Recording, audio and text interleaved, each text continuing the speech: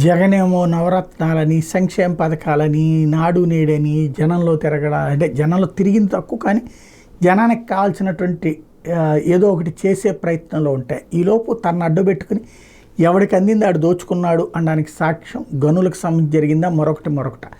ఇదంతా పక్కన పెడితే అధికారులు బాగా భోంచేశారు, జాగ్రత్తగా అక్కడ ఉన్నటువంటి లీనియస్ని అనడానికి సజీవ సాక్ష్యం ఇది. తాజాగా బయటపడినటువంటి శ్రీనిధి ఎండి నాంచారయ్య తీరు మీద ఈనాడు ప్రొజెక్ట్ చేసినటువంటి కథనం. డ్వాక్రా మహిళల ఉపాధి కల్పన కోసం 750 కోట్ల రూపాయల రుణాన్ని తీసుకున్నారట. 9.25% వడ్డీ కట్ట.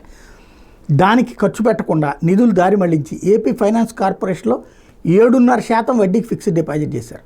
నిధులు దారి మళ్లించడమే తప్పైతే 1.75% వడ్డీ నష్టానికి కట్టబెట్టడం మరింత దారుణం. అప్పటి సీఎంఓలు కీలక అధికారి చెప్పిందే తడుగా నాంచారే ఇలా చేశారు. దీంతో సంస్థకి ఇప్పటివరకు దాదాపు 200 కోట్ల రూపాయల నష్టం వాటిని. దీని మీద సమగ్ర విచారణ కూటమి ప్రభుత్వం సిద్ధమవుతోంది.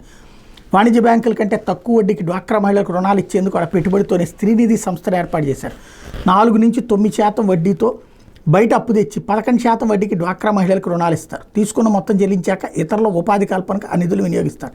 గత 5 ఏళ్లు వివిధ వ్యవస్థలకు నిర్వీర్యం చేసినటువంటి వైకా ప్రభుత్వం డ్వాక్రా మహిళల శ్రీనిధి సంస్థను వదలలేదు. 2022లో ఆప్కా నుంచి 9.25% వడ్డీకి 750 కోట్ల రూపాయలు తెచ్చి దాన్ని మొదట్లో అంతే వడ్డీకి ప్రభుత్వం చెల్లించేలా పీడీ ఖాతాకి జమ చేశారు.